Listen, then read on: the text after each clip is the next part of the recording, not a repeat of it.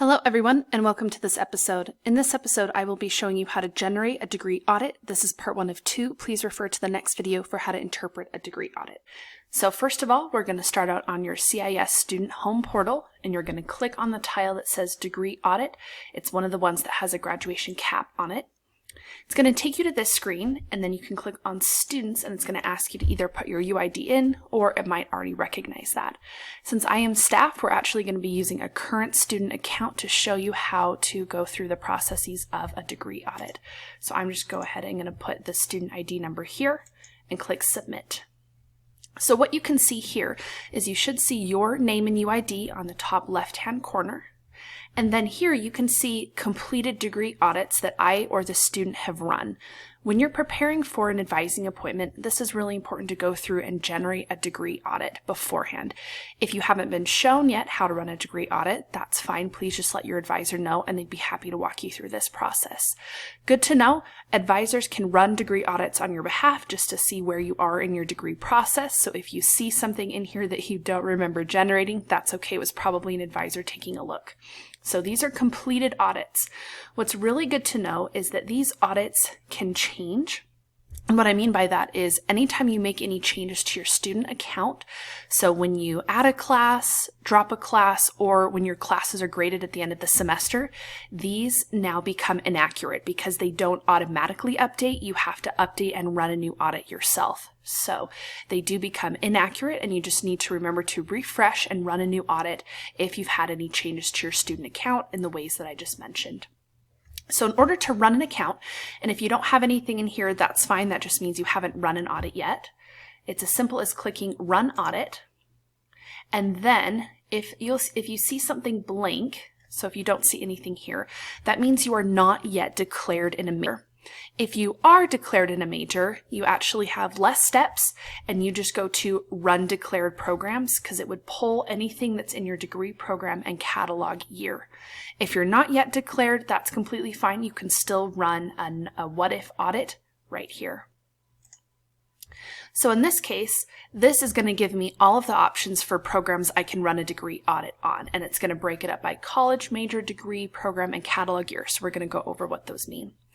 First of all, college. So for this example, I've chosen the major of psychology, which lies within the College of Social Behavioral Science. This is just the example that we're going to be using today. But when you run your own audit, make sure that you put in the relevant information to your program.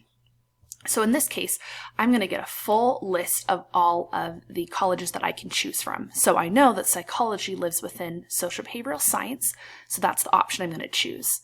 Once selecting that on the drop-down menu, this next drop-down is only going to give me the options for which the college I chose and the majors within. At this point, the degree should only be bachelor's degree for an undergraduate student. The program will autofill. And then the catalog year, this is super important to keep in mind. If I click on the catalog year, I've got a lot of different options. So what the catalog year means is the year in which you declare your major. So for example, if I'm a brand new student this year and I've not declared my major, I'm definitely going to want to select fall 2020 or the most current semester. So this fall 2020 also incorporates the spring of the following year so that each one of these corresponds to an academic year. Now, if you have already declared your major or you've been going off of a different catalog year with your advisor, you can select one of these two. Now, this is important to keep in mind because requirements can change over time. So you want to make sure that you are selecting the correct catalog year, as some students may be grandfathered into a new system if any of the major requirements change. But for most of our students, it's just going to be the fall 2020 if you've not yet declared. So upon selecting that, I'm going to be prompted for a degree type. And so clicking on this, this is where you can select. Now, psychology has 4 options because you can pursue a Bachelor of Arts or a BA or a Bachelor of Science for a BS. And you can refer to other videos or talk to your advisor again about the difference between these. You'll also see an honors option. If you are in the honors college, you'll want to make sure you select one of these two, as that will combine both your major and your honors college requirements in one audit for easy viewing. So for me, I'm going to select a Bachelor of Science for this example. And then here you'll be prompted to select a minor and or a certificate only if you want. So if you have a minor that you're interested in pursuing or a certificate, the audit can run those at the same time. An audit cannot run double majors, but it can run one major, one minor, and one certificate at the same time.